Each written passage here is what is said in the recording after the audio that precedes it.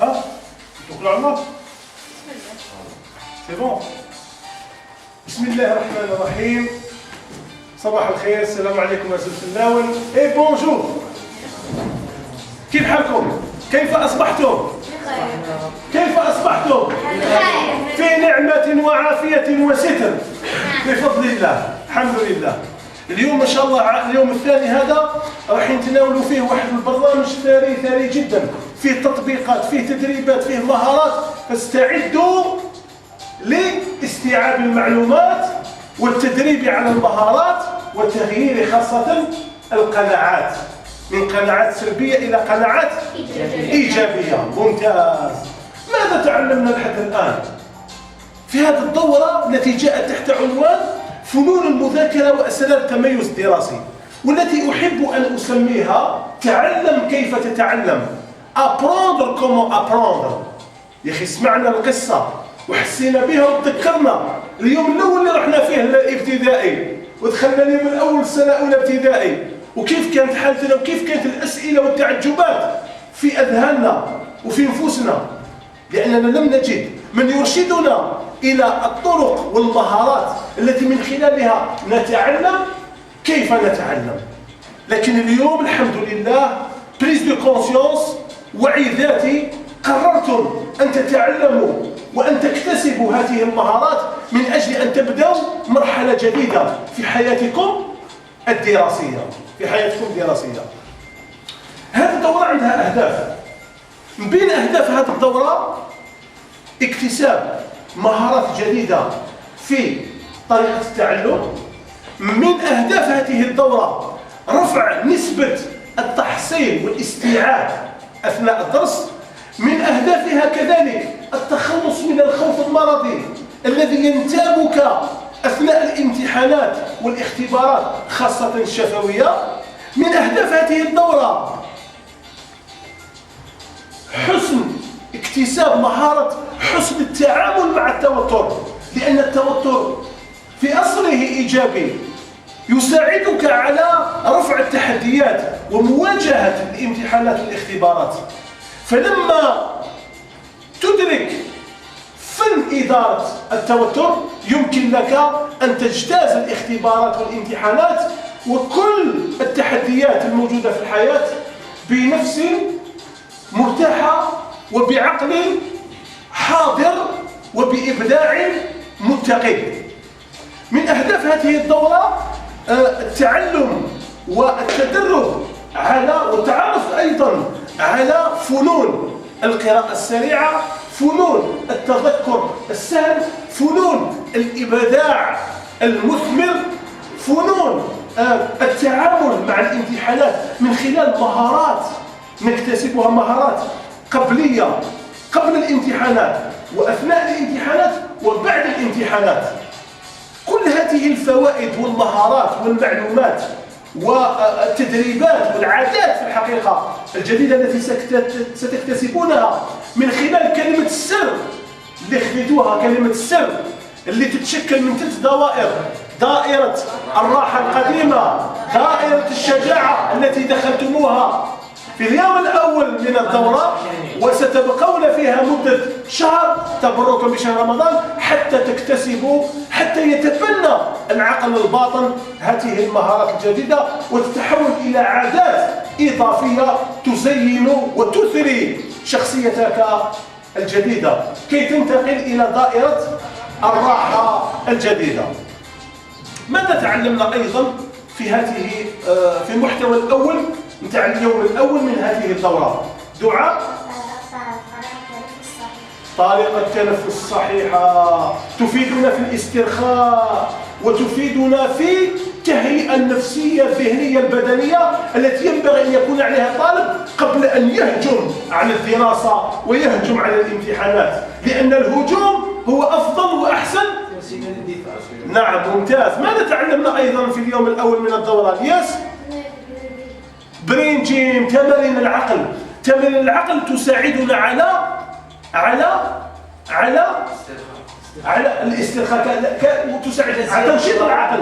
وكذلك تكثير من الشبكات العصبونية الموجودة في الدماغ بتاعنا، لأنه كلما كانت هناك شبكات عصبونية معقدة ومتكاثرة وملتوية ومتنامية، كلما كان الطالب أكثر قدرة على استخدام التفكير والإبداع والتذكر والخيال وما إلى ذلك.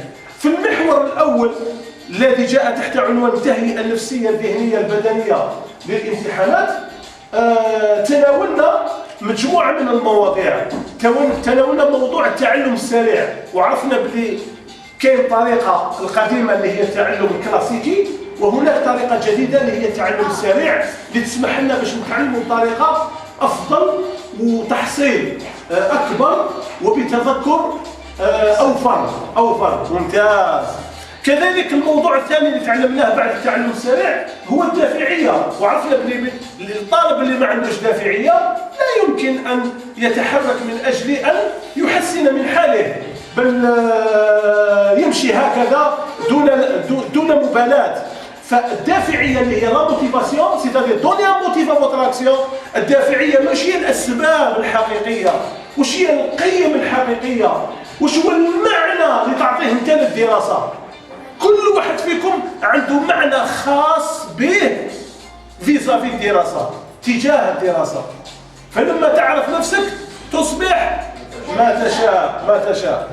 بعد لا موتيفاسيون وشفنا الثقة بالنفس، وعرفنا بلي هي المفتاح الأول لأي نجاح. لا يمكن أن ننجح في هذه الحياة سواء كان دراسة أو شيء آخر إلا إذا كنا واثقين من أنفسنا، وبالتالي واثقين من القدرات التي أهدانا الله سبحانه وتعالى. كذلك بعد الثقة في النفس تفكير إيجابي.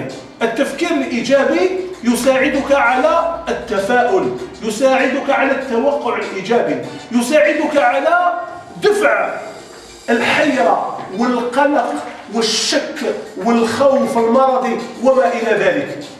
أوكي؟ التفكير الإيجابي يخليك تحافظ على الطاقة نتاعك وتعيش التوازن المطلوب من أجل إحداث نقلة نوعية في حياتك الدراسية وغيرها.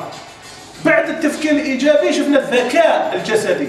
الذكاء الجسدي يعني الطالب المتميز والممتاز حريص على تغذية صحية وحريص على ممارسة الرياضة، لأنه كما قال الدكتور بولي بوزان مستر برين قال العقل السليم في الجسم السليم. هذه المقولة صحيحة 1000%. نعم، لابد أن نمارس الرياضة، لابد أن نحرص على التغذية الصحية، لأنها تساعد على صحة أجسامنا ونشاط عقولنا، وبالتالي طاقة إيجابية فياضة متفجرة، فنتناول المحتوى الدراسي بكل اقتدار وبكل راحة وبكل سعادة وتمتع. كذلك الموضوع الأخير اللي تناولناه في المحور الأول هو إدارة الوقت. إدارة الوقت شفنا بلي حياتنا مقسمة بين النوم والدراسة والترفيه، فمتى نتدرب، متى نتكون، متى نقرأ ثقافة عامة وكتب تفيدنا وتدعم أفكارنا وثقافتنا. لذلك قلنا بلي هناك أوقات ما نش ننتبه لها، هي الأوقات البينية، هي أوقات الانتظار وأوقات التنقل يعني التراموي، المترو، الحافلة، الطاكسي، أبي. هنا تقدر تقرأ، تقدر تتعلم. نعم، هناك وسائل تكنولوجية تسمح لك باش تزيد في المعلومات وتزيد في الثقافة نتاعك. والانتظار لما تنتظر عند الطبيب وعند النوتار وعند مين، عند البقال وعند المونوبول، وين كان رشاد وين كان الانتظار، يمكن لك كذلك أن تخرج رسالتك الصغيرة ولا كتابك ولا دفترك ولا مفكرتك ولا تسمع. وش تسمع؟ تسمع المفيد، تسمع الثقافة، تسمع الحضارة، تسمع الدراسة، تسمع كل ما يؤيدك ويدعمك في حياتك الدراسية، لأنك تريد أن تصبح وقررتم أن تكونوا ممتازين ومتميزين. هذه هي المواضيع اللي شفناها في المحور الأول. المحور الثاني اللي حنتناوله اليوم إن شاء الله بربي هو امتداد لهذا المحور، نتناوله فيه العقل الباطن وما أدراك ما العقل الباطن، فوائده، شروط الاتصال به أو كيفية الاتصال به وكيفية برمجته لصالحنا حتى يخدم ما نريد وما نصب إليه من أهداف. بعد العقل الباطن نشوف إن شاء الله التركيز، وكلكم تبحثون عن التركيز. كاين تدريبات قوية وتمرينات غنية فالتركيز راح نمارسوها مع بعض. بعد التركيز عندنا الخيال. الخيال نعمة من أفضل النعم اللي أعطاها لنا ربي سبحانه وتعالى. يقولوا بلي أينشتاين ما كانش خشخاش ومخ في الماتيماتيك. أينشتاين كان متميز بالخيال نتاعو. الخيال هو اللي يسمح له باش يدير الاختراعات ويتمكن من الرياضيات. إذن الخيال نعمة كبيرة من أحسن استخدامها استطاع أن يحقق أهدافه بفعالية وبسرعة. كذلك الحفظ، كيفية الحفظ، الأركان العشرة للحفظ المتقن. الأركان العشرة للحفظ المتقن ومواضيع أخرى تنتظركم في هذا اليوم الثري الغني الذي بإذن الله إن شاء الله راح يكون من أروع ما يكون بكم بكم إن شاء الله وبإرادتكم وبمدى استعدادكم وتطبيقكم للتمرينات والتدريبات التي سنتناولها في هذا اليوم. هذا نصيبة يمكن لك أن تقفي وتعود تستأنفي. ممتاز داكور طري بيض. ماشي الحال؟ ماشي الحال؟ نعم. كاش حاجة ما تكررناهاش من اليوم الأول فكروني بها. خالد كان عنده سؤال مقبل. نعم؟ ما خليه في لابوز.